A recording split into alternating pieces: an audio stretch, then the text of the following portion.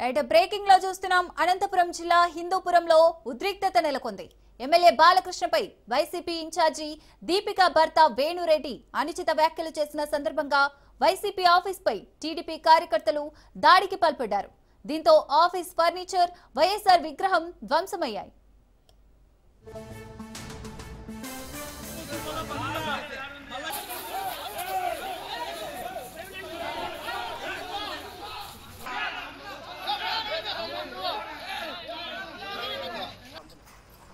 నలభై ఏళ్ల చరిత్రలో యాపదలు ఎందుకు ఉన్నాయి ఇట్లా రాజకీయంగా?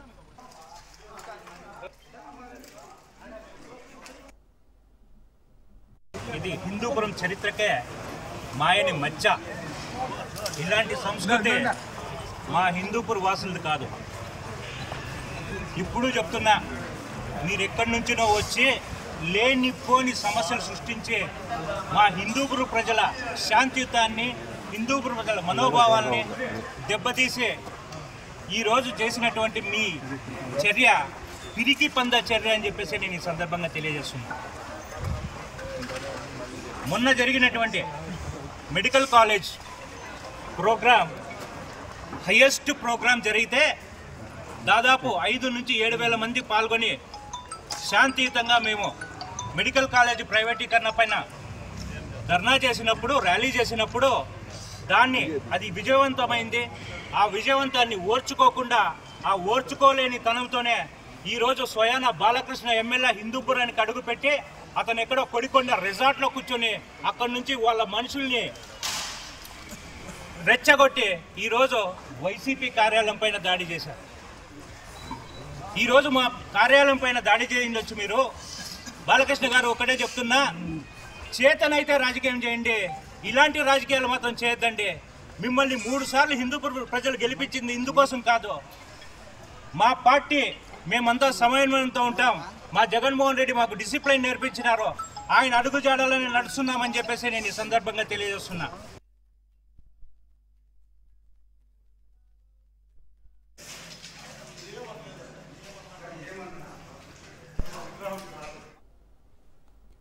అనంతపురం హిందూపురంలో ఉద్రిక్తత నెలకొంది. ఎమ్మెల్యే బాలకృష్ణపై వైసీపీ ఇన్ఛార్జి దీపిక భర్త వేణురెడ్డి అనుచిత వ్యాఖ్యలు చేసిన సందర్భంగా వైసీపీ ఆఫీస్ పై టీడీపీ కార్యకర్తలు దాడికి పాల్పడ్డారు. దీంతో ఆఫీస్ ఫర్నిచర్, వైఎస్ఆర్ విగ్రహం ధ్వంసమయ్యాయి.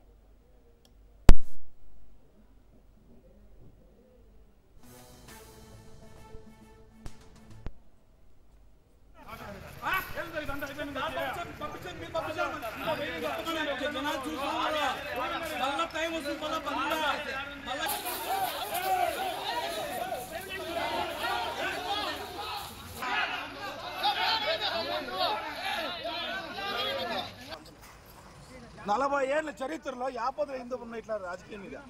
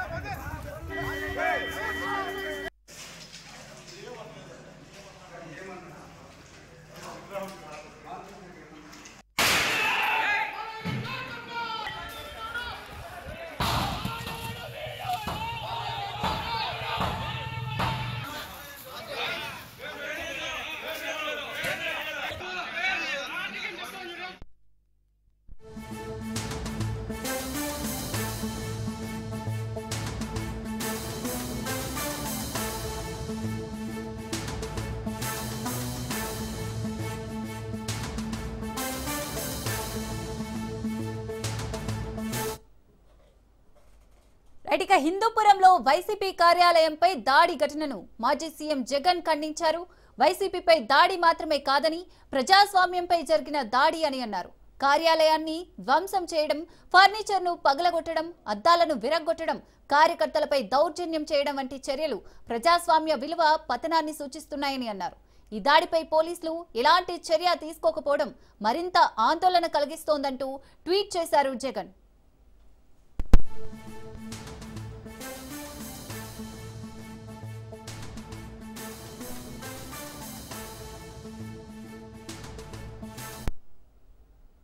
హిందూపురంలో వైసీపీ కార్యాలయంపై దాడి ఘటనను మాజీ సీఎం జగన్ ఖండించారు. వైసీపీపై దాడి మాత్రమే కాదని ప్రజాస్వామ్యంపై జరిగిన దాడి అని అన్నారు.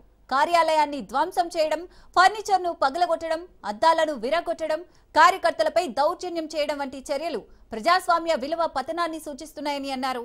ఈ దాడిపై పోలీసులు ఎలాంటి చర్య తీసుకోకపోవడం మరింత ఆందోళన కలిగిస్తోందంటూ ట్వీట్ చేశారు జగన్.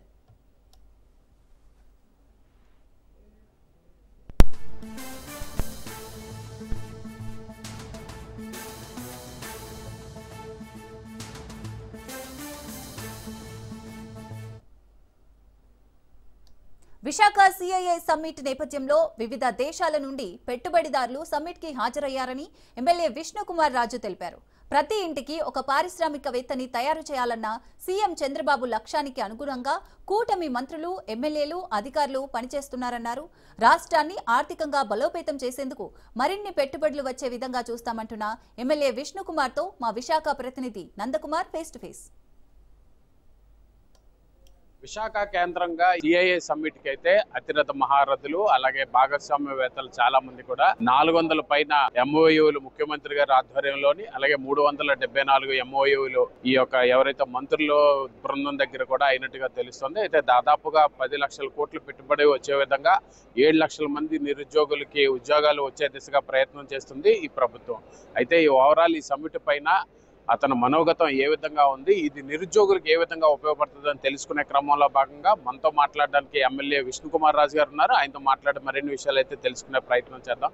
సార్ చెప్పండి, ఈ సమ్మిట్ గురించి మీరు ఏమనుకుంటున్నారు సార్? ఈ summit it is reflection of గౌరవ ముఖ్యమంత్రి చంద్రబాబు నాయుడు గారి పైన, ప్రధానమంత్రి నరేంద్ర మోడీ గారి పైన, అట్లాగే పవన్ కళ్యాణ్ గారి పైన ఉన్న నమ్మకం ఏదైతే ఉందో, not only for the people of Andhra Pradesh but for the people of ఎవరైతే ఇన్వెస్ట్మెంట్స్ చేద్దాం అనుకుంటున్నారో, అంటే ఇండస్ట్రియల్ ఫెటర్నిటీ లేకపోతే ఎంప్లాయ్మెంట్ జనరేట్ చేద్దాం అనుకున్న వాళ్ళకి ఇది ఒక ఎగ్జాంపుల్. ఇది దీన్ని బట్టి మనకి అర్థమవుతుంది ఈ కూటమి ప్రభుత్వము సుమారు 16 నెలల కాలం అయింది ఏ విధంగా ఎంత ఆంధ్ర రాష్ట్రాన్ని అభివృద్ధి చేయడానికి పూర్తి ప్రయత్నం చేస్తుందో అనేది ప్రజలు కూడా అర్థం చేసుకోవాల్సిన అవసరం ఉంది. ఇది ప్రజలు చేసుకున్న అదృష్టము అని కింద మనం భావించవలసిన అవసరం ఉంది.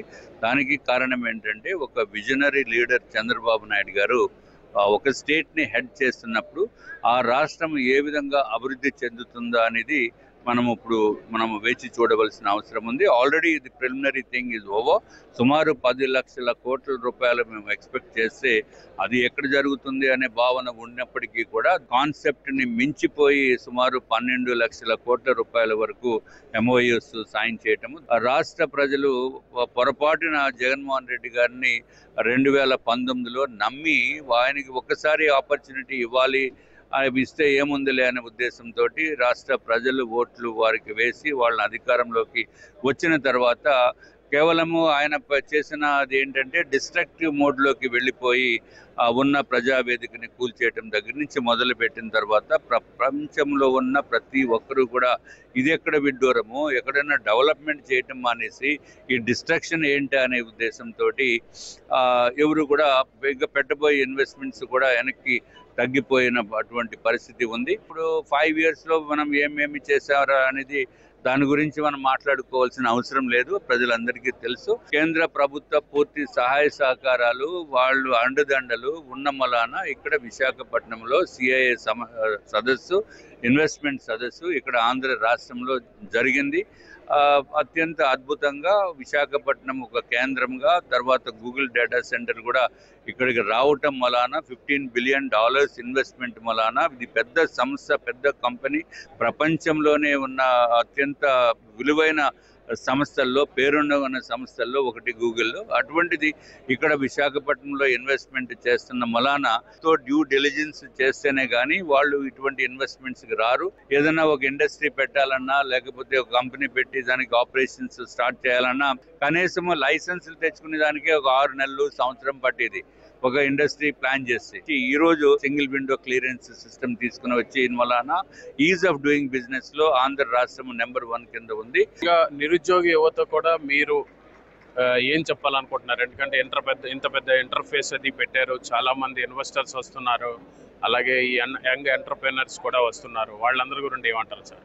ఇప్పుడు మనం పాత ప్రభుత్వము 5 ఇయర్స్ పరిపాలన 5 ఇయర్స్ చేసింది, కానీ ఆంధ్ర రాష్ట్రాన్ని 15 సంవత్సరాల కిందకి గెంటేసింది. సో దాంట్లో డౌట్ లేదు. ఇప్పుడు 5 ఇయర్స్ వాళ్ళ కాలం ఉంది, 5 ఇయర్స్ చేస్తే మొత్తం పాతాళానికి తొక్కిస్తుంది. ఎవరు ఇన్వెస్టర్స్ కాన్ఫిడెన్స్ లేదు, మొత్తం మార్కెట్ అంతా పడిపోయింది, జాబులు లేవు, వలస వెళ్ళిపోయిన పరిస్థితి నుంచి మళ్ళీ పైకి తీసుకుని రావడానికి 16 నెలల్లో ఈ రాష్ట్ర ప్రభుత్వము ఎంతో అద్భుతంగా పనిచేసింది. ఉపాధి అవకాశాలు అంటే రేపు వచ్చేవి ఒక 1 ఇయర్లో లేకపోతే ఒక 6 మంత్స్ నుంచి నెమ్మదిగా మొదలుపెట్టి వస్తుంది. ఇక్కడ డెఫినెట్గా ఏదైతే ఈ ప్రభుత్వము సుమారు 20 lakhs జాబ్స్ ఈ 5 ఇయర్స్ కాలంలో ఇస్తామన్నారో అది పూర్తిగా ఫుల్ఫిల్ అవుతుంది అని చెప్పి మేము తెలియజేస్తాం. సిఐఐ సమ్మిట్ ఉపయోగపడుతుందని, ముఖ్యంగా సింగిల్ విండో పద్ధతిని కూడా రాష్ట్ర ప్రభుత్వం అన్ని రకాల అనుమతులు ఇస్తున్న నేపథ్యంలో గత ప్రభుత్వం హయాంలో జరిగిన సమ్మిట్ల కన్నా ఈ సమ్మిట్ అనేది చాలా వేగపూరితంగా, అలాగే మంచి ఇన్వెస్ట్మెంట్స్, మంచి ఫండ్స్ వచ్చే విధంగా కూడా రాష్ట్ర ప్రభుత్వం ప్రయత్నిస్తుంది. దీనికైతే కేంద్ర ప్రభుత్వం నుంచి కూడా మంచి సపోర్ట్ ఉన్న నేపథ్యంలో ఈ యొక్క సమ్మిట్కి వచ్చే ఇన్వెస్టర్స్కి, ఎంటర్‌ప్రెన్యూర్స్కి అందరికీ కూడా గవర్నమెంట్ సపోర్ట్ చేసే దిశగా ఉంటుంది. వీటినన్నింటినీ ఉపయోగించుకోవాలని ఎవరైతే విష్ణుకుమార్ రాజు ఎమ్మెల్యేగా ఉన్నారో అంటున్నారు. కెమెరా పర్సన్ పవన్తో నందకుమార్, రాజ్ న్యూస్, వైజాగ్.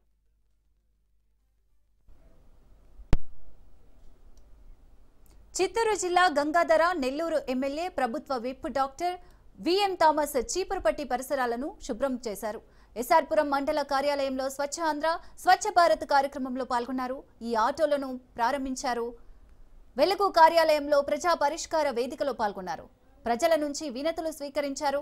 మెదవాడ గ్రామంలో తుఫాను కారణంగా ఇల్లు కోల్పోయిన సుబ్బమ్మ కార్వేటి నగరం మండలం పెద్ద హరిజనవాడ గ్రామానికి చెందిన చిన్నక్కకు 50,000 రూపాయల చెక్కును అందించారు. ప్రజలకు ఎలాంటి సమస్య వచ్చినా తాను ముందుండి పరిష్కరిస్తానని ప్రభుత్వ విప్ థామస్ హామీ ఇచ్చారు.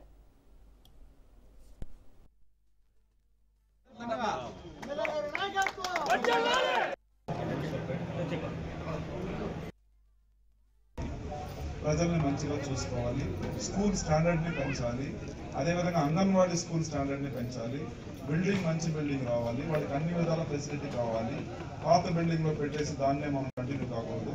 సో మన అంగన్వాడీకి కూడా 2,50,00,000 శాంక్షన్ అయ్యాయి. ఇవన్నీ కూడా రిపేర్స్ అన్నీ కూడా శాంక్షన్, రిపేర్కి మాత్రమే. కొత్త బిల్డింగ్ స్ట్రెంగ్త్ ఉంటే ఖచ్చితంగా ప్రభుత్వం ఇమీడియట్గా స్పందిస్తుంది, కొత్త బిల్డింగ్ కూడా మీకు కట్టిస్తారు. సో కాబట్టి ఇది మంచి ప్రభుత్వం కాబట్టి మీకు అన్నీ కూడా మినీ అంగన్వాడీ నుంచి మెయిన్ అంగన్వాడీ 7,000 నుంచి 11,500 శాలరీ ఇవన్నీ ఇస్తున్నారు. కాబట్టి మీరందరూ కూడా ఇదే విధంగా కృతజ్ఞతాభావంతో ఈ కూటమి ప్రభుత్వాన్ని సపోర్ట్ చేయాలి. మీరు 10 మందికి సపోర్ట్ చేయాలి. ఇది మంచి ప్రభుత్వం, ఇది దొంగ ప్రభుత్వం కాదు, చెప్పిందంతా చేస్తారు, ఇసుక దోచుకోరు, ఇక్కడ ఎర్రచంద్రం దోచుకోరు, ఇక్కడ వచ్చి ఏమంటాము సారాయి లెక్కర్ అమ్మరు, టీచర్లను పెట్టి సారాయి అమ్మరు. ఇవన్నీ కూడా మంచి చదువుకున్న ప్రభుత్వం, అందరూ కూడా ఎమ్మెల్యేలు కూడా చదువుకుంటారు, హై స్టాండర్డ్గా ఉన్నారు. సో కాబట్టి ఇలాంటి పనికి మాలిన దిగజారిన రాజకీయం ఈ ఎమ్మెల్యేలు చేయరని చెప్పేసి మీరందరూ కూడా విలేజ్లో ఉండే వాళ్ళకి స్ప్రెడ్ చేయాలి. ఎందుకంటే మీరే డైరెక్ట్గా కనెక్ట్ అవుతారు, పిల్లలతో కనెక్ట్ అవుతారు, వాళ్ళ మదర్తో కనెక్ట్ అవుతారు, ప్రెగ్నెంట్గా ఉండే వాళ్ళతో కనెక్ట్ అవుతారు. సో కాబట్టి మీరు దగ్గరుండి తెలుగుదేశం పార్టీ గురించి, ఉమ్మడి కూటమి ప్రభుత్వం గురించి, లోకల్ ఎమ్మెల్యే గురించి మీరు చెప్పాలి. ఎమ్మెల్యే లెటర్కి లంచం తీసుకోడు, అర్థమైందా?